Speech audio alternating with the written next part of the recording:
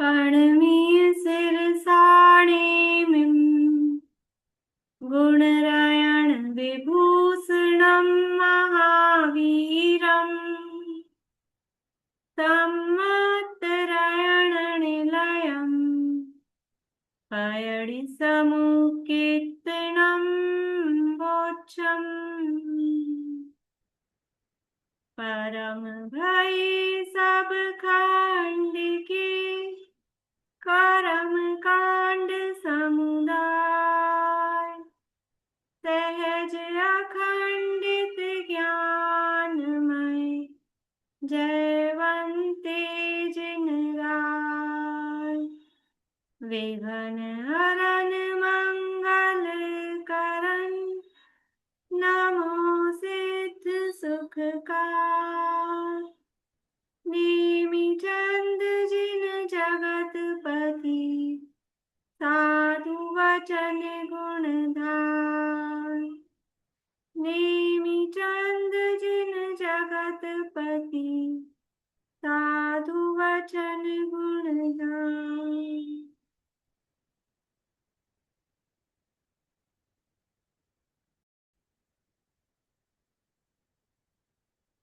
ओमटसार जी कर्मकांड नामक के ग्रंथ है आचार्य श्री नेमिचंद सिद्धांत चक्रवर्ती द्वारा रचित। इसमें पहला प्रकृति समुत्कीर्तन अधिकार अपना चल रहा है और इसमें अंतिम प्रकरण है कर्मों के निक्षेप संबंधी। और उस अंतिम प्रकरण में भी मतलब उसको भी दो भागों में बांटे। निक्षेप वाले प्रकरण के बाद भी कर्मों के नो कर्म, तो एकदम अंतिम प्रकरण कर्मों के नो कर्म वाला प्रकरण अभी यहाँ पर प्रारंभ हुआ है। जो कर्म के निक्षेप बताए गए थे 4 प्रकार के, नाम, स्थापना, द्रव्य और भाव। तो जो द्रव्य निक्षेप है वो द्रव्य निक्षेप का यानी द्रव्य कर्म जिसे हम कह रहे हैं उसका काफी विस्तार उसके बताएंगे भेद प्रभेद बोल के द्रव्य निक्षेप के।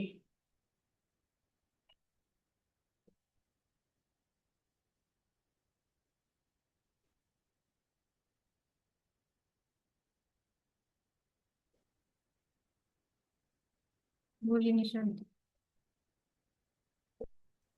द्रव्य कर्म निक्षेप के भेद बोलने हैं ना। हाँ।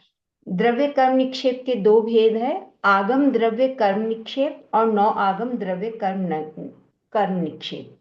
फिर आगम द्रव्य नौकर्म निक्षेप के 3 नहीं 9 आगम द्रव्य कर्म निक्षेप के 3 भेद है। ज्ञायक शरीर 9 आगम द्रव्य निक्षेप रूप कर्म, भावी 9 आगम द्रव्य कर्म रूप निक्षेप रूप कर्म, और तद व्यतिरिक्त 9 आगम द्रव्य कर्म निक्षेप, ये 3 भेद हुए। फिर इसमें से ज्ञायक शरीर 9 आगम द्रव्य निक्षेप के 3 भेद है। भूत ज्ञायक शरीर 9 आगम द्रव्य कर्म निक्षेप रूप, और वर्तमान 2 नंबर वर्तमान ज्ञायक शरीर 9 आगम द्रव्य कर्म रूप निक्षेप। फिर भावी ज्ञायक शरीर 9 आगम द्रव्य कर्म रूप निक्षेप। फिर भावी के तीन भेद नहीं, भावी के नहीं किए, तद व्यतिरिक्त के 3 भेद हैं। तद व्यतिरिक्त के 2 भेद है। कर्म तद व्यतिरिक्त 9 आगम द्रव्य रूप कर्म निक्षेप, और फिर 9 कर्म तद व्यतिरिक्त 9 आगम द्रव्य रूप कर्म निक्षेप। अब जो भूत ज्ञायक शरीर है उसके भी 3 भेद के, च्युत, च्यावित और त्यक्त। पूरे नाम बोलूं?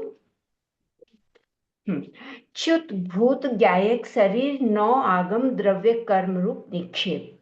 च्यावित भूत ज्ञायक शरीर 9 आगम रूप द्रव्य कर्म निक्षेप। फिर त्यक्त भूत ज्ञायक शरीर 9 आगम रूप द्रव्य कर्म निक्षेप। फिर इनमें से त्यक्त के फिर 3 भेद किए गए हैं, भक्त प्रतिज्ञा, इंगिनी और इंगिनी त्यक्त और प्रायोपगमन त्यक्त। भक्त प्रतिज्ञा त्यक्त भूत भूत ज्ञायक शरीर 9 आगम द्रव्य कर्म रूप निक्षेप इंगिनी इंगिनी त्यक्त भूत ज्ञायक शरीर नौ आगम द्रव्य कर्म रूप निक्षेप प्रायोपगमन त्यक्त भूत ज्ञायक शरीर नौ आगम द्रव्य रूप कर्म। फिर भूत प्रतिज्ञा के 3 भेद किए हैं, जघन्य भक्त प्रतिज्ञा, मध्यम भक्त प्रतिज्ञा और उत्कृष्ट भक्त प्रतिज्ञा। कोई गेस्ट आए, मुझे जाना होगा, 1 सेकेंड, कॉल बेल। बढ़िया। तो इसमें से जो तद व्यतिरिक्त था, तद व्यतिरिक्त के 2 भेद थे, कर्म तद व्यतिरिक्त नो आगम द्रव्य कर्म और नो कर्म तद व्यतिरिक्त नो आगम द्रव्य कर्म। तो जो नो कर्म तद व्यतिरिक्त नो आगम द्रव्य कर्म है, उसी को यहाँ शॉर्ट में नो नो कर्म के नाम से कहा जा रहा है और उसे कर्मों के नो कर्म ऐसा कह रहे हैं। तो यहाँ मतलब जो भी कर्म शास्त्र में जो प्रकरण चल रहा है, सिद्धांत कर्म सिद्धांत शास्त्रों में, वहाँ कर्म शब्द का मतलब क्या है? वहाँ कर्म शब्द का मतलब है कर्म तद व्यतिरिक्त नो आगम द्रव्य कर्म। और नो कर्म शब्द का मतलब क्या है? नो कर्म तद व्यतिरिक्त नो आगम द्रव्य कर्म। ठीक है, मतलब जहां भी हम नॉर्मली जहां भी हम कर्म और नो कर्म हम बोलते हैं, तो वहां इस कर्म और नो कर्म की बात होती है। और इस शास्त्र में भी कर्म और नो कर्म की जो बात आएगी, तो कौन से कर्म की चर्चा है? तो कर्म तद व्यतिरिक्त नो आगम द्रव्य कर्म की। कर्म तद व्यतिरिक्त नो आगम द्रव्य कर्म किसे कहते हैं?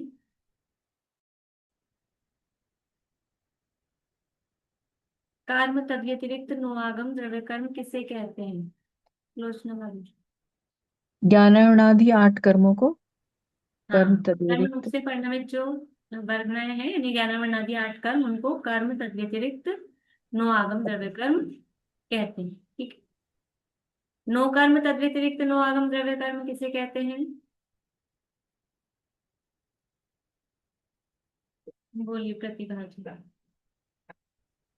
कर्म के उदय या फल में जो सहायभूत सामग्री है उसे नौ कर्म तद व्यतिरिक्त नौ आगम द्रव्य कर्म निक्षेप कहते बढ़िया। आपका क्वेश्चन क्या था? बाद में मैं सुन नहीं पाई, मतलब मैंने देख तो लिया था कि कुछ आया है, लेकिन आप ही हैं। का था हाँ, ना? हाँ मेरा ही था। वो जो आपने सॉल्यूशन अभी पूछू मैम। हाँ, अभी पूछिए। हाँ, तो आपने जो बताया ना कि वो अंतर मुहूर्त में उदय में उदीर्णा होके उदय में आते हैं। तो एक्चुअली में मैम अगर 4 साल का जो टाइम है वो टाइम पीरियड अंतर मुहूर्त में कैसे खत्म हो जाएगा? उसका फल क्या आएगा उसमें? ठीक है, इनका प्रश्न ये था कदली घात मरण से संबंधित, कि किसी की 40 वर्ष की आयु है और 20 साल के तो वो जिया, और फिर बाकी की 20 साल की आयु बची है। तो 20 साल के 20 साल है ना, वो अंतर मुहूर्त में कैसे उदय आ जाएंगे? ये इनका उनका फल। बेसिकली हाँ, प्रश्न उनका था फल कि क्या है, फल कैसे भाई वो तो आएगा? टाइम से है ना, टाइम है तो 20 साल में ही आने चाहिए, 20 वाले अंतर्मुख में कैसे आ जाएंगे?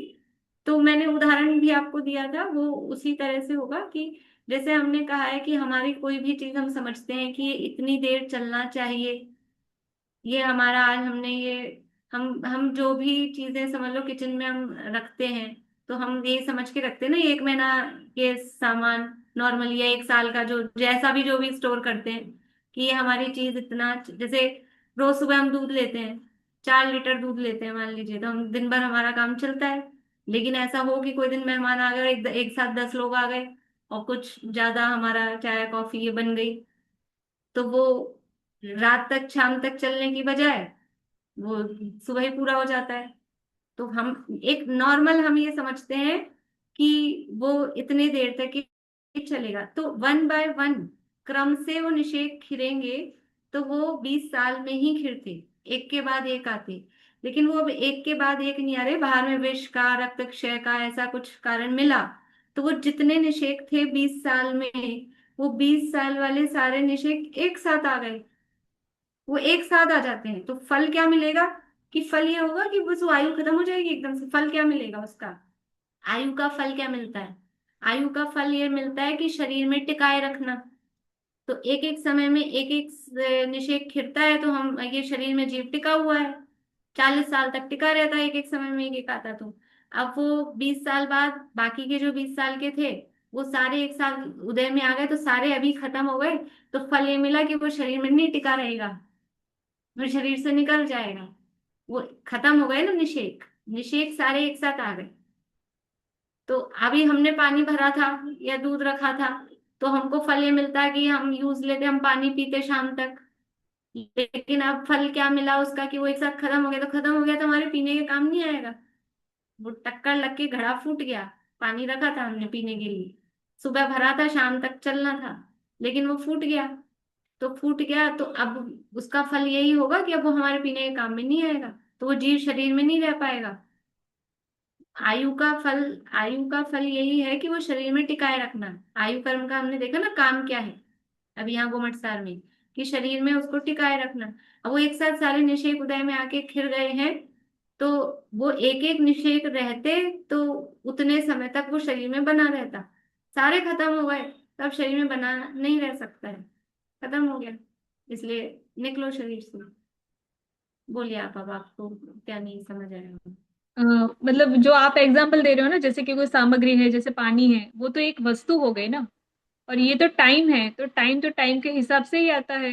मतलब वो नहीं, टाइम, 4 साल आयु, बचपन आयु से। कर्म, अकेला टाइम, जैसे वो पानी को भी तो हमने टाइम से जोड़ा है ना, ये पानी इतने समय तक चलेगा। ऐसे ही ये कर्म के निषेक वस्तु हैं, ओके। कर्म के निषेक वस्तु है। कर्म वस्तु है, बिल्कुल फिजिकली वस्तु है, हमें आंखों से नहीं दिखती, वो अलग मैटर है। लेकिन कर्म कोई हवा वाली चीज नहीं कि ऐसे ही हवा में बातें हैं, वो फिजिकली उद्गल के परमाणु हैं, कार्बन वर्गणाएं हैं। तो वो बराबर एक एक समय के लिए आगे हैं सेट, और एक एक समय में वो उसका जो भी एक एक लॉट है जिसको हम निषेक बोलते हैं, निषेक मतलब एक एक ग्रुप, एक एक लॉट, हम्म। वो उदय में आता रहता है। तो वो उदय में आता रहता है तो काम चलता रहता है। लेकिन अब वो वस्तु एक साथ सारी खत्म हो गई, तो वो वस्तु हमारी 20 साल तक चलती, वो वस्तु एक साथ आ गई काम में, तो वस्तु खत्म हो गई। हम्म, ठीक है, ठीक है। क्लियर है? हाँ, आप क्लियर है। बोले जी। ये एक बार निषेध के बारे में बताइए ना, निषेध क्या होता है? निषेध का मतलब है कर्म, जो वर्गणाएं हैं या कर्म के जो परमाणु हैं, उनका एक ग्रुप, एक लॉट, उसको बोलते हैं निषेध। एक बार में एक ही कर्म का परमाणु उदय में नहीं आता है, अनंत हाँ। कर्म परमाणु एक बार में उदय में आते हैं, और उसको बोलते हैं निषेध। एक ही द्रव्य निक्षेप रूप कर्म के भी पहले दो ही मूल पार्ट है, आगम और नो आगम। हम्म। और भाव निक्षेप के भी दो ही पार्ट है, आगम और नो आगम। उस हम्म। वाले में जीव शरीर और तद व्यतिरिक्त सभी चीजें लिया अलग कर्म, और इसमें हम्म। सिर्फ जीव को लिया गया। भाव में जीव को लिए। बस इसका भाव में दो ही पार्ट है, बस इसके कोई भेद प्रभेद हाँ। नहीं हो। सारा हम्म। जो भेद है वो सब द्रव्य निक्षेप रूप कर्म का ही है, ये जो सब चल रहा है। हम्म। हम्म। और ये सिर्फ दो है कि भाव है बस। क्योंकि जीव है। भाव में किसको लेते हैं? भाव में वर्तमान पर्याय से परिणत को लेते हैं। हाँ, तो और कर्म के वर्तमान पर्याय फल कितनी भोगने बड़ी वाला। हो सकती है? यदि द्रव्य के लिए लेने को अपने पास बहुत बड़ा क्राइटेरिया है, पूरा भविष्य को ले सकते हैं, भूतकाल को ले सकते हैं, तो द्रव्य के लिए हमारे पास क्राइटेरिया बड़ा है, तो इसलिए उसका फैलाव बहुत सारा हो गया। कहाँ तक पहुंच गए? पिछले भाव में कैसे मरा था, कैसा शरीर कैसे छोड़ा, वहां तक पहुंच गए। लेकिन भाव के लिए हमारे पास क्या है? वर्तमान पर्याय से परिणति ही तो है। तो भाव के लिए तो बहुत कम ही है ना चीज, ही टाइम ही बहुत कम है, इसलिए उसके ज्यादा भेद प्रभेद नहीं है।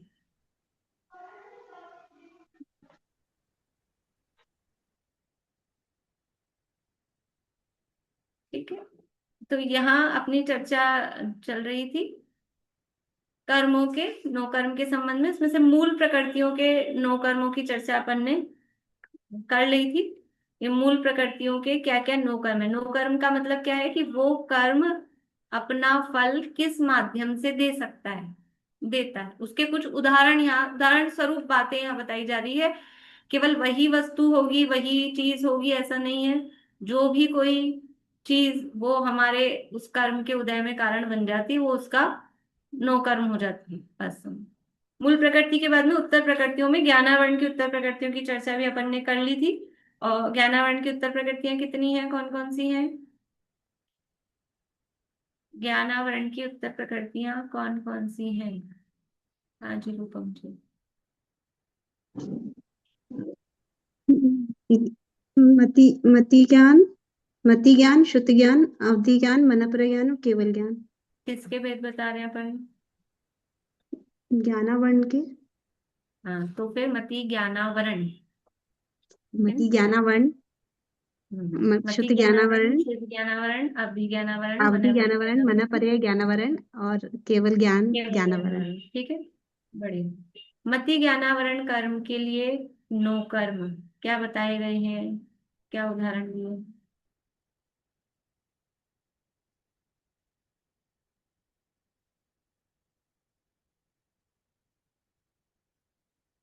दीवार, शरीर और घर, पहाड़ और चमड़ी। देखो ये अच्छा है, मैं इसलिए पूछ भी रही हूँ। आदि जरूर लगाना। ये केवल आप ये नहीं समझ लेना यहाँ 8 दिए ना, नहीं 6 दिए हैं। दीवार, शरीर, घर, पहाड़, कवर, चमड़ी, यही अकेले मति ज्ञानावरण के 9 कर्म होंगे, ऐसा नहीं है। ये उदाहरण दिए हैं मति ज्ञानावरण कर्म के 9 कर्म के लिए, कुछ आपको उदाहरण दिए हैं। केवल यही वस्तुएं उसकी 9 कर्म है ऐसा नहीं है। जो भी वस्तु देखो, उसमें जो गाथा में भी दिया है ना, पढ़ 70 नंबर की गाथा जो दी है मति ज्ञानावरण और शुद्ध ज्ञानावरण के 9 कर्म के लिए। पढ़ विषय पहुदी दव्वम, तो पढ़ विषय यानी कपड़ा, और विषय पहुड़ी यानी आदि। आदि तो एक ही चीज नहीं है खाली कपड़ा, कपड़ा आदि जो हमारे मन और इंद्रिय संबंधी ज्ञान को बाधा पहुंचा रहे हैं, वो कुछ भी जो भी वस्तुएं हैं वो मति ज्ञानावरण कर्म के 9 कर्म होते हैं। तो दीवार, शरीर, चमड़ी, कवर आदि, ये मति ज्ञानावरण कर्म के 9 कर्म, ठीक है। मतलब ये बात बिल्कुल, चाहे याद नहीं रहे तो लिख के रखना कि ये केवल उदाहरण स्वरूप हैं, जो भी और वस्तुएं इसके अलावा हो सकती हैं। मैम इसमें मन और इंद्रिया, जो मन और जो पांच इंद्रियां हैं और जो मन है उसका,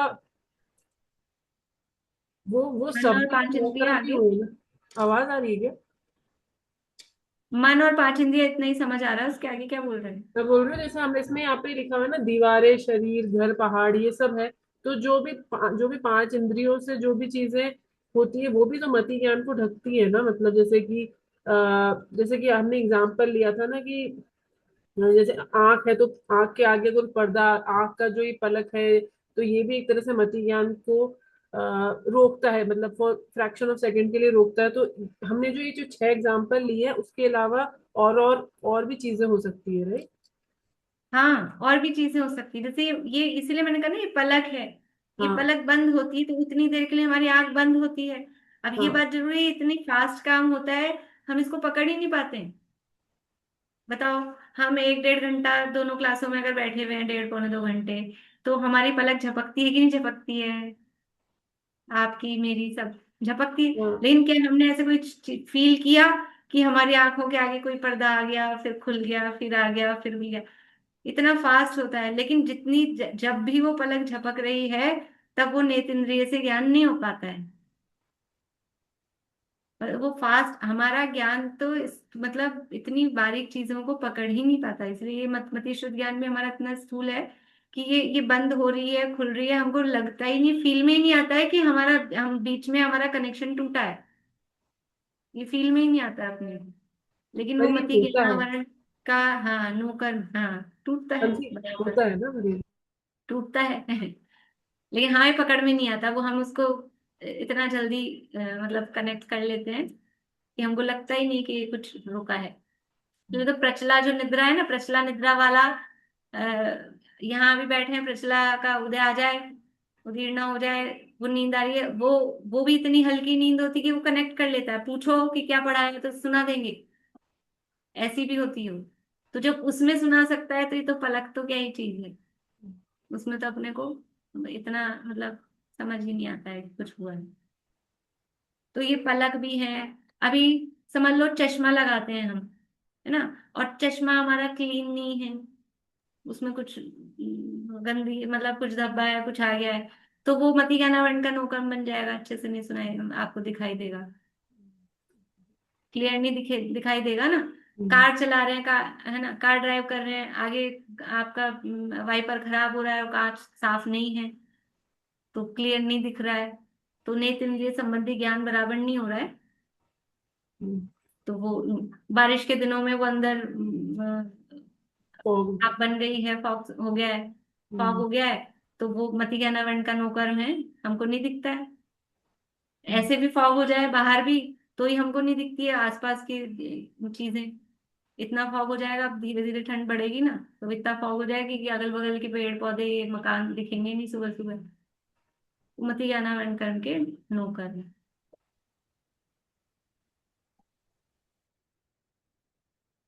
शुद्ध ज्ञानावरण कर्म के नौकर्म।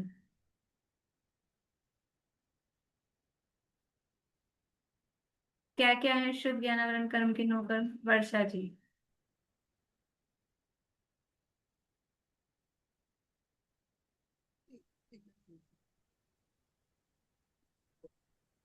शुद्ध ज्ञानावरण के नौकर्म, हम्म। जैसे टीवी देखते समय अपने को जो सामने में मतलब जो अन्य पदार्थ का ज्ञान नहीं कर पाते, वो बीच में कोई आ गया तो उसका। ये तो मति ज्ञान हो गया ना, बीच में कोई आ गया तो टीवी दिखा नहीं अपने को, तो नेत्र इंद्रिय में बाधा पड़ी, तो ये मति ज्ञान आवरण का हुआ। श्रुति ज्ञान आवरण का क्या हुआ? में सुनने में। श्रुत यानी सुनना नहीं अकेला। श्रुत ज्ञानावरण कर्म के नौकर्म, दीपिका जी। मतलब जैसे कहा कि टीवी चल रहा है तो और कोई कुछ कह रहा है तो वो सुनाई नहीं देगा, या जैसे प्रवचन चल रहा है लेकिन हमारा ध्यान दूसरी तरफ गया तो वो प्रवचन की वो लाइनें हमारे मिस हो जाएंगी, तो वो हम्म। शुद्ध ज्ञान। हाँ, इसको बोलते हैं पांच इंद्रियों के विषय। पांच इंद्रियों के विषय हैं वो, श्रुत ज्ञानावरण कर्म के नौकर्म है। पांच इंद्रियों के विषय श्रुत ज्ञान में बाधा डालते हैं। उसके श्रुत ज्ञानावरण कर्म के नो कर्म का मतलब क्या है? जिसके माध्यम से श्रुत ज्ञानावरण कर्म अपना फल देता है। और श्रुत ज्ञानावरण कर्म फल देगा, इसका मतलब क्या होगा? शुद्ध ज्ञान नहीं हो पाएगा। तो ऐसी वस्तुएं जिसके माध्यम से हमारे शुद्ध ज्ञान में बाधा बढ़े, वो कहलाता है शुद्ध ज्ञानावरण कर्म का नो कर्म। तो मतलब जैसे एक ये भी नो कर्म है शुद्ध ज्ञानावरण कर्म का। शुद्ध ज्ञानावरण कर्म का मतलब शुद्ध ज्ञान से हम क्या कर सकते थे? विचार, जो मति ज्ञान से जाने हुए पदार्थ के संबंध में विशेष जानना, या मन के माध्यम से विचार करना, वो शुद्ध ज्ञान से होता है। तो हम क्या करते हैं, आजकल बहुत सुविधा हो गई है, नॉन स्टॉप यूट्यूब पे लाइव प्रोग्राम, नॉन स्टॉप आपको एक के बाद एक के बाद एक के बाद एक, अपने धार्मिक टीवी, मतलब ये विषय कषाय वाले नहीं, वो भी एक के बाद एक के बाद एक आते रहते हैं, लाइव आते हैं, रिकॉर्डिंग्स आती हैं। कहीं मान लो पंचकला चल रहा है तो एक पूरा होता नहीं है कि दूसरा चालू, तो हम क्या करते हैं दिन भर, हम तो सारे दिन यही देखते रहते हैं, यही सुनते रहते हैं, हम तो जो आता है सब।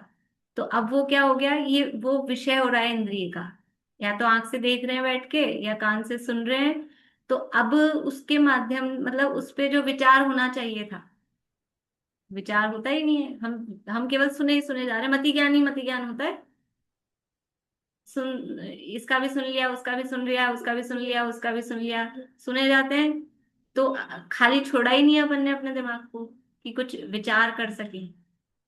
उस दिन उदाहरण दिए थे दूसरे, वो तो है ही, मतलब बच्चों के और जो भी है। अब अपने पे भी तो देखिए हम क्या करते हैं। तो वो हमारे शुद्ध ज्ञानावरण कर्म का नौकर्म हो जाता है, वो भी इंद्रिय का विषय हो जाता है, कि हम केवल बस सुनना है सुनना है सुनना है ऐसा ही लगा के रखें।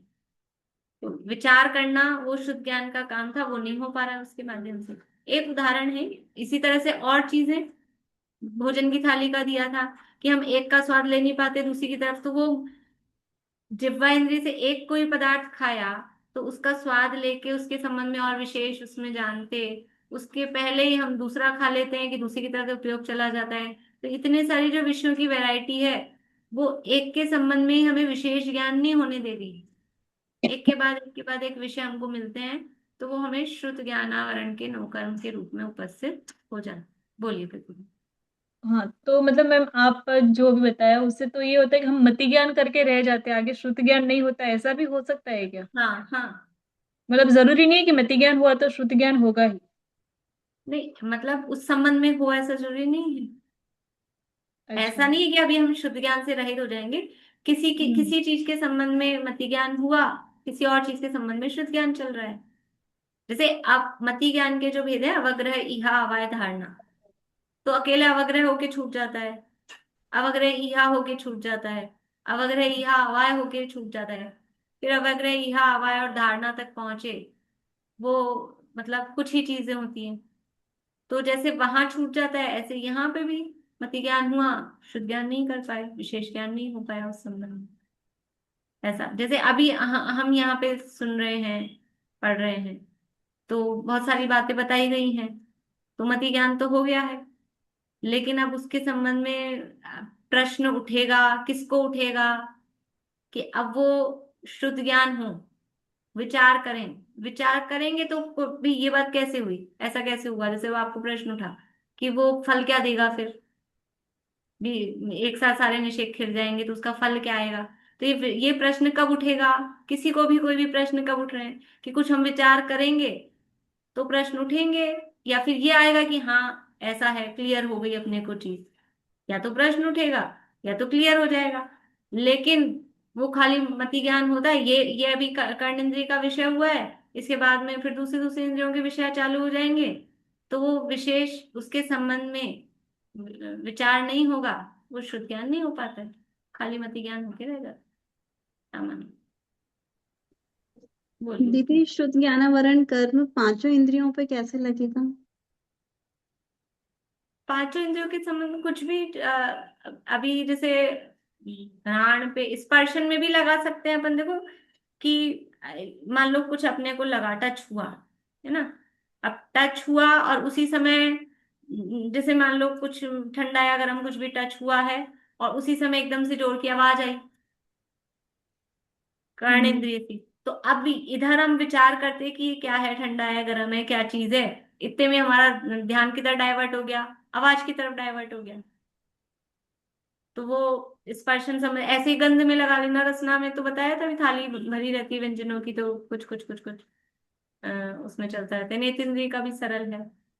कर्ण इंद्रिय से समझ लो कोई कुछ बोल रहा है, अब इधर हम आवाज सुने हमने, और इधर समझ लो अपने पैर में जोर से कांटा चुभ गया है, तो वो स्पर्शन वाला पहले आ गया अपने को, या और कुछ ऐसा, तो वो उससे मतलब डिस्ट्रैक्ट हो जाते हैं।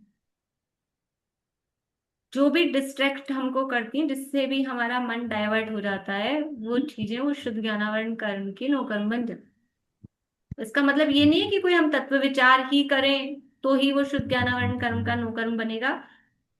तत्व विचार में नहीं कर रहे हैं उसमें तो बनेगा ही बनेगा, लेकिन सामान्य रूप से भी पदार्थों के संबंध में यदि हम विशेष नहीं जान रहे हैं, तो वो कहीं ना कहीं किसी न किसी विषय जो अगर हमारे सामने आ जाते हैं, तो उसके संबंध में फिर हम विचार नहीं कर पाते। बोलिए दीदी मैं दीदी। यही कहना चाह रही थी, शुद्ध ज्ञान का वर्ण दो सारे दिन ही काम आता है, अच्छा बुरा करना, अपना पराया करना, शुद्ध ज्ञान का तो काम है। मति ज्ञान में थोड़ी होता है अच्छा बुरा या तेरा मेरा। तो शुद्ध ज्ञानावरण कर्म का सर्वथा उदय तो किसी जीव को होता नहीं है ना, मैं क्षोभशम ही रहता है ना। 80% है शुद्ध ज्ञान का प्रयोग तो। तो वही तो मैं कह रही हूँ, शुद्ध ज्ञान का प्रयोग है, तो शुद्ध ज्ञान से हम रहित तो नहीं बता रहे हैं ना। नहीं नहीं नहीं, शुद्ध यही कह ज्ञान रहा से हूँ। रहित कोई जीव होता है क्या? नहीं नहीं, वो मति ज्ञान का यहाँ कम बात प्रयोग है शुद्ध बोलने में और ज्ञान। शुद्ध ज्ञानावरण कर्म का उदय उदय ऐसा बोल रहे हैं, लेकिन शुद्ध ज्ञानावरण का फुल फ्लैश उदय कभी किसी जीव को होता है क्या? होता ही नहीं नहीं है। होता। मति ज्ञानावरण शुद्ध ज्ञानावरण कर्म का हमेशा क्षेपक्षम ही होता है, वरना तो जीव जड़ ही हो जाए। वो कुछ ना कुछ तो शुद्ध ज्ञान प्रकट रहता है, लेकिन जो प्रकट नहीं है, जो हाँ वो अप्रगट है, वो क्यों अप्रगट है? और उदाहरण तो स्थूलता से समझाने के लिए बताए हैं एक्चुअली, कि हमको थोड़ी बहुत चीज समझ में आ जाए। ये तो सब ऑटोमेटिक काम, मतलब प्रोसेस में ऐसा होता है, तो वो किस तरह से आता है वो तो थोड़ा बारीक ही बात है। पर मोटा जी। मोटा समझाने के लिए जो जो भी दिए ना, वैसे एक एक उदाहरण, क्योंकि अभी उनका भी प्रश्न था, तो कि फिर क्या मति ज्ञान होके रह जा रहा है क्या, फिर शुद्ध ज्ञान नहीं हो रहा है क्या, तो वो भी प्रश्न यही था कि शुद्ध ज्ञान तो होता ही है ना हर समय। तो अब उदाहरण के लिए, तो उदाहरण को बताने के लिए तो उसको उसी को पकड़ के अपन चलेंगे, बाकी कुछ चीजों को हम मतलब गौण करते हैं, तो उसमें अपने को ऐसा लगता है, ये चलता रहता है कार्यक्रम। मति ज्ञान और शुद्ध ज्ञान होना वो भी निरंतर चलता रहता है, और उनका उदय, उदय मतलब जो श्योपशम है, कर्म का श्योपशम है, तो श्योपशम में उदय भी तो आता है। श्योपशम में क्या है? श्योपशम किसे कहते हैं? परिभाषा क्या है श्योपशम की?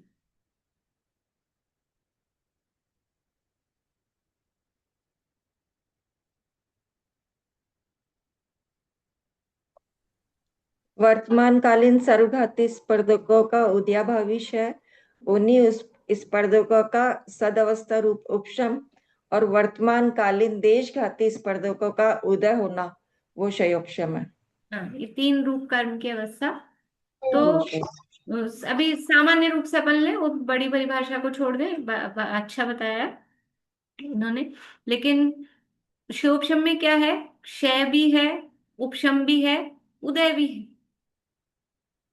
तो कुछ उदय है, कुछ उदय नहीं है। अभी 2 ही शब्द ले लो, कुछ उदय है और कुछ उदय नहीं है, उसका नाम है क्षयोपशम। तो मति ज्ञानावरण और शुद्ध ज्ञानावरण कर्म का क्षयोपशम रहता है, मतलब कुछ उदय रहता है, तो जितना उदय है उतना मति ज्ञान और शुद्ध ज्ञान प्रकट नहीं होता है, और जितना उदय नहीं है उतना उनका क्षयोपशम होता है, क्योंकि मतलब उतना वो ज्ञान प्रकट होता है। तो वो इस तरह से यहाँ जो बात चल रही है कि वो उसके 9 कर्म बना रहे हैं, तो जितना उदय आ रहा है उतना के लिए वो 9 कर्म बनता है, और जितना उदय नहीं आ रहा है, जितना उघाड़ है ज्ञान का, उसके लिए 9 कर्म नहीं है। ऐसे समझ। रिवीजन में अपना पूरा टाइम हो गया है। अवधि ज्ञानावरण कर्म के 9 कर्म। लेकिन ऐसा नहीं है, कुछ कुछ तो नई बातें अगर ये नहीं करें ना दोबारा से चर्चा, तो वो क्लियर नहीं होती चीजें। अपना को ऐसा मतलब ऐसा नहीं समझे कि वही चला, नया नहीं चला, लेकिन कुछ ना कुछ क्लियरिटी तो आती ही है। अवधि ज्ञानावरण कर्म के 9 कर्म। बोलिए निशा जी। संकलेश परिणामों को घात करने वाली ब्राह्य वस्तुएं, जैसे संकलिश परिणामों को घात करने वाली बाह्य वस्तुएं नहीं। संकलेश परिणामों को करने वाली ब्राह्य वस्तुएं, हाँ हाँ, बाह्य वस्तुएं, संकलिश परिणामों का घात हो जाएगा तो अधिगम प्रकट हो जाएगा ना। वस्तुओं को बाहरी हाँ, वस्तुएं। संकलेश परिणामों को करने वाली जो बाह्य वस्तुएं हैं वो अवधि ज्ञानावरण कर्म के 9 कर्म हैं। बोलिए। नहीं, मैं बोल रही थी आप रिवीजन करवाते हैं तो वो ज्यादा क्लियर होता है, उल्टा हम लोगों के लिए बेनिफिशियल है, उसमें नुकसान नहीं हो रहा है हमारा। तो टाइम जरूर ज्यादा लगता है पर अच्छा है। हाँ, धन्यवाद। वो मतलब ऐसा नहीं है ना, बिल्कुल सेम ही रिपीट नहीं होता है, कुछ ना कुछ नया इसमें विषय आता ही है, तो क्लियर नहीं, ही जो होता फर्स्ट टाइम से समझ में नहीं आता सेकंड टाइम से काफी क्लियर होता है। है। हाँ, नहीं ये जरूरी होता है, ये हाँ रिवीजन हाँ, जरूरी होता तो है, भले समय जो भी लग जाए कोई बात नहीं, अपन नहीं, का धीरे शरीर धीरे ही साथ से हम लोग चल लेंगे। धीरे धीरे ही करेंगे, फास्ट में तो हम लोग से हो ही नहीं पाएगा। चलिए। मन परे ज्ञानावरण कर्म के भी वही 9 कर्म है। जो मन परे ज्ञान को घातने वाले जो संश्लेष परिणाम है वो मन परे ज्ञानावरण कर्म के 9 कर्म है, और अवधि ज्ञान को घातने वाले जो संश्लेष परिणाम है वो अवधि ज्ञानावरण कर्म के 9 कर्म है। केवल ज्ञानावरण कर्म के 9 कर्म। बोलिए। केवल ज्ञानावरण कर्म के 9 कर्म केवल ज्ञानावरण कर्म के 9 कर्म नहीं होते हैं, क्यों नहीं क्योंकि होते? उसका घात नहीं होता है। हाँ, क्योंकि एक बार वो प्रकट हो जाए हाँ, तो फिर प्रकट उसका होने घात के नहीं बाद में होता है। उसको आवरण करने वाला कोई दुनिया में पदार्थ पैदा नहीं हुआ कि उसको ढक सके, केवल ज्ञान को ढक सके, इसलिए उसका आवरक कोई पदार्थ होता नहीं है, इसलिए इसके कोई भी 9 कर्म नहीं है। ठीक है, चलिए एक गाथा पढ़ लेते हैं थोड़ा सा बस, लेकिन पूरा करेंगे अपन जल्दी, फिर देर हो जाती, 5 मिनट में गाथा गाथा पढ़ते हैं सामान्य से, फिर कल कल जल्दी फिर रिवीजन, मतलब रिवीजन फटाफट हो जाएगा। कल भी घूमट सर की क्लास रहेगी, कल फ्राइडे है ना अभी तो, और सैटरडे को भी घूमट सर की क्लास रहेगी। अ, जो एग्जाम रहेगा तत्वार सूत्र का वो पहले रख लेंगे, मैं 1 बजे से लिंक डाल दूंगी, जिसको जब समय मिले तो 2:30 बजे तक कर लीजिएगा। समय सार की क्लास के लिए देख लेंगे समय सार की क्लास को, या तो ये क्लास रोकेंगे, SMS आके रोकेंगे और फिर बता दूंगी।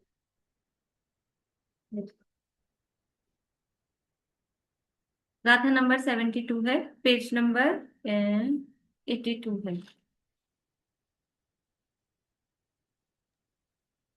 वो समय सर की क्लास मत रोकिएगा, मैंने एक दो जन को लिंक दिया हुआ है ना, तो फर्स्ट डे होके फिर 2 दिन बंद हो गई, आज होके फिर बंद होएगी तो थोड़ी बुरा लगेगा इसकी। ठीक, मैं गाथा नहीं बोलूंगी, मेरे पास ग्रंथ नहीं हाथ लगाऊंगी आज।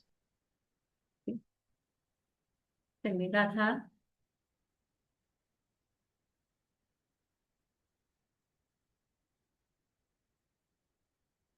पंचन्नं निदाणम् पञ्चन्नं निदाडम्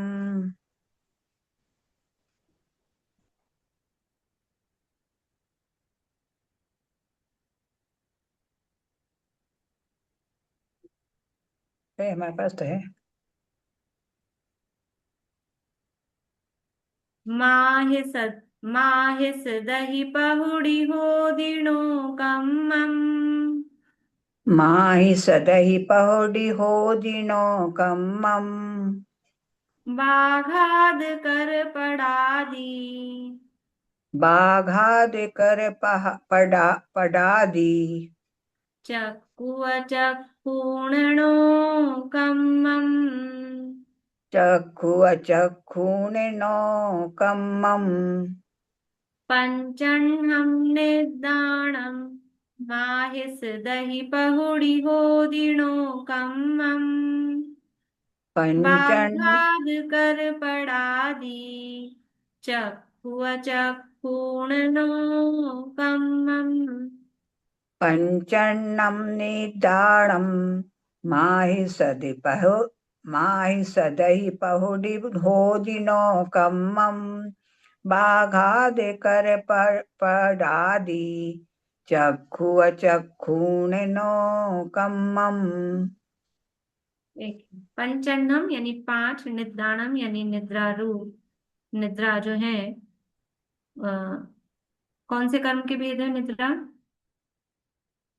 5 निद्रा कौन से कर्म के भेद है? दर्शनावरण के। दर्शनावरण। ज्ञानावरण की चर्चा पूरी हो गई, तो अब नंबर किसका है? दर्शनावरण का। 5 निद्राओं से प्रारंभ कर रहे हैं कि 5 निद्राओं के 9 कर्म क्या है? माहिस दही। माहिस यानी माहिस बोलते हैं भैंस को, महिष। महिष यानी भैंस। भैंस का दही। भैंस का दही मतलब भैंस के दूध का जमाया हुआ। भैंस का दही का मतलब क्या हुआ? वो भैंस का दूध सबसे भारी होता है, उसमें चिकनाई की मात्रा सबसे ज्यादा होती है, और फिर उसका दही और वो भारी, और फिर उसको खा लिया जाए तो क्या होता है? गरिष्ठ भोजन हो गया, तो वो निद्रा कर्म का 9 कर्म बनता है। माहिस दही पहुड़ी। पहुड़ी का मतलब है, अब ये पहुड़ी शब्द आ रहे हैं ना आगे, पहुड़ी का मतलब है आदि। तो भैंस का दही आदि। ओदी यानी होते हैं 9 कम्मम यानी 9 कर्म। 5 निद्राओं के लिए भैंस का दही आदि 9 कर्म होते हैं। बाघाद कर। बाघाद कर यानी व्याघात करने वाले, बाधा डालने वाले। पड़ आदि। पड़ आदि है ना, पड़ आदि। पड़ यानी पट, पट यानी कपड़ा, वस्त्र, पर्दा बोल दो उसको। आदि। चक्षु अचक्षुण नो कम्मम। चक्षु और अचक्षु क्या है? ये चक्षु अचक्षु दर्शनावरण कर्म के भेद हैं। 5 निद्राएं, चक्षु दर्शनावरण, अचक्षु दर्शनावरण, और कौन से रह गए? दर्शनावरण कर्म के और भेद कौन से रह गए? बोलिए चित्रा जी। अवधि दर्शनावरण, बस चक्षु हो गए? अवधि दर्शनावरण और 5 निद्राएं। कितने भेद हुए दर्शनावरण के? 8। एक 8 और भेद बाकी। हैं। 8 हुए। चक्षु दर्शनावरण, अचक्षु दर्शनावरण, अवधि दर्शनावरण। बोलिए मीनल आंटी, कौन सा रह गया? बस जो रह गया वो बता दीजिए। ध्यान नहीं आ रहा। ध्यान नहीं आ रहा, चलिए पास कोई में कोई बात नहीं। चलिए रेखा अभी बोलिए। केवल दर्शनावरण।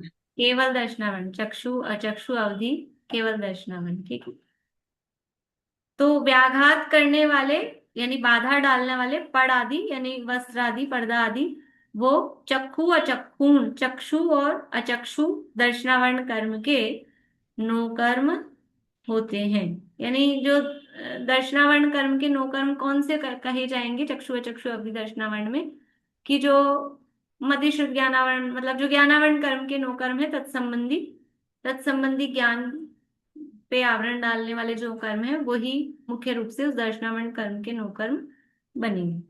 अन्व्यार्थ देखिए, 5 निद्रा रूप दर्शनावरण कर्म के नो कर्म भैंस का दही आदि वस्तुएं हैं। चक्षु और अचक्षु दर्शनावरण के नो कर्म व्याघात डालने वाले पर्दा आदि होते हैं।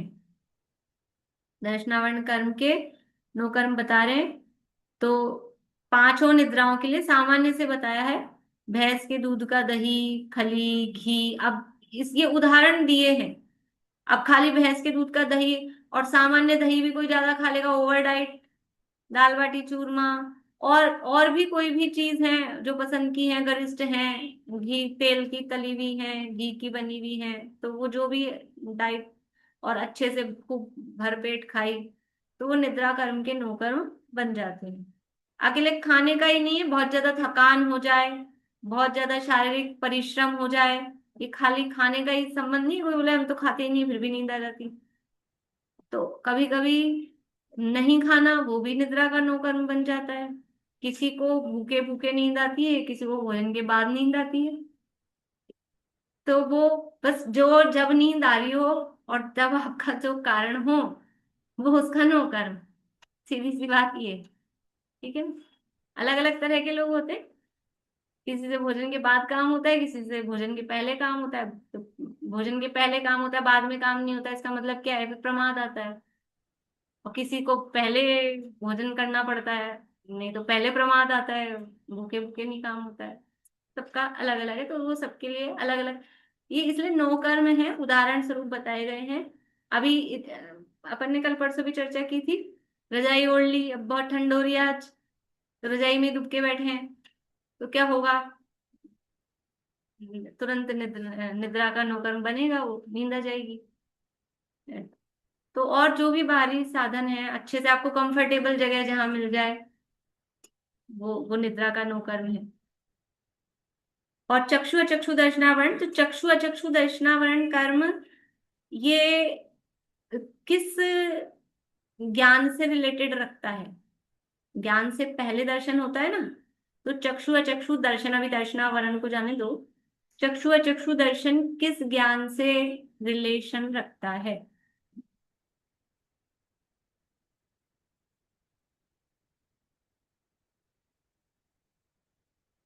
बोलिए प्रीति जी। मति ज्ञान। मति ज्ञान, बढ़िया, बहुत अच्छा। मति ज्ञान से पहले जो दर्शन होता है वो या तो चक्षु दर्शन होता है या अचक्षु दर्शन होता है। फिर शुद्ध ज्ञान से पहले कौन सा दर्शन होता है,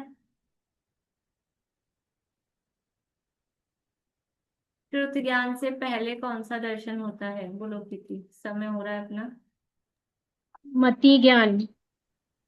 शुद्ध ज्ञान से पहले मति ज्ञान ही होता है, ठीक है। मति पूर्वम ही शुद्ध होता है, शुद्ध ज्ञान से पहले अलग से कोई दर्शनोपयोग नहीं होता, ठीक है। अभी इतना ही रोकते हैं, और इसकी विशेष चर्चा अपन कल तो है ही क्लास, परसों का देख लेंगे अपन, कल करेंगे फिर बाद में चर्चा, अभी देर हो जाती है। बोलिए। यहाँ एक समझ में आया कि केवल ज्ञानावरण आवरण कर्मों के नो कर्म बता रहे हैं, तो केवल ज्ञानावरण के आवरण में मिथ्यात्व ज्ञान इनको नहीं लिया, ज्ञान की बात चल रही है ना, मिथ्यात्व ज्ञान ही तो आवरण है सम्यक ना, आवरण कर्मों के नो केवल ज्ञान। कर्म। देखो केवल ज्ञान, ज्ञान पे आवरण डाल रखा है तो वो किस, कोई नो कर्म केवल नहीं होता ज्ञान पे उसका। आवरण मिथ्या तो थोड़ा ना डाल रहा है।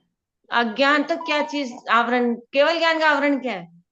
आप ऐसा देख रहे हो कि अभी अभी आवरण डल रहा है, लेकिन यहाँ आवरण या नोकर्म उसको कह रहे हैं कि वो उस ज्ञान को बाधित करे। जैसे हमने कहा ना, हमको शुद्ध ज्ञान की लब्धि है, हमें शुद्ध ज्ञान हो सकता है, लेकिन हम इंद्रियों के अच्छा, विषय से जिसकी लब्धि डिस्ट्रैक्ट है। होते हैं, तो हाँ वो हम उसको यूज नहीं कर पाते। अब केवल ज्ञान एक बार हो गया फिर आप उससे डिस्ट्रैक्ट हो, ऐसी कोई वस्तु दुनिया में नहीं है। हाँ, तो उसकी लब्धि नहीं है अभी, इसलिए हाँ, उसको। इसलिए एक बार जिसको वो लब्धि हो गई, वो प्राप्त हो हाँ, गया, तो फिर कोई उसको रोकने वाला नहीं है, इसलिए उसका नो कर्म नहीं करे। तो और ऐसे ऐसे मन जिस पर ज्ञान अभिप्राय एक से बार। आप कह रहे हो, जिस अभिप्राय से आप कह रहे हो कि भाई रुक तो रहा है ना अभी केवल ज्ञान, तो फिर कहें कि जितने जो हमारे परिणाम है, इतने संश्लेष परिणाम, वो सब केवल ज्ञानावरण कर्म के नो कर्म है।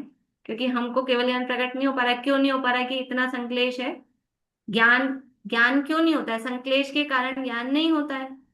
तो केवल ज्ञान नहीं हो रहा है, तो इतना अधिक संश्लेष है कि केवल ज्ञान नहीं हो पा रहा है। और ये सीधा मन सा पर ये है। ज्ञान एक बार होने के बाद थोड़ी खत्म, वो भी तो होने के बाद रहता ही है ना। मान्य पर ज्ञान छूट जाता है ना, मतलब ऋजुमति और विपुलमति दो तरह के होते हैं ना, दो तरह के। और ये ऐसा ना, अवधि ज्ञान और मन्य परे ज्ञान की लब्धि होती है, हर समय वो चलता रहता है ऐसा नहीं है। उसको हाँ बुद्धिपूर्वक यूज लेती है। हाँ। तो वो भी यूज नहीं लिया आपने, तो जब तक यूज नहीं ले रहे हो, तो वो उपयोग में नहीं आ रहा है। लब्धि में जितना प्रकट हुआ उतना हुआ। चलिए, चिन्वाणी स्थिति।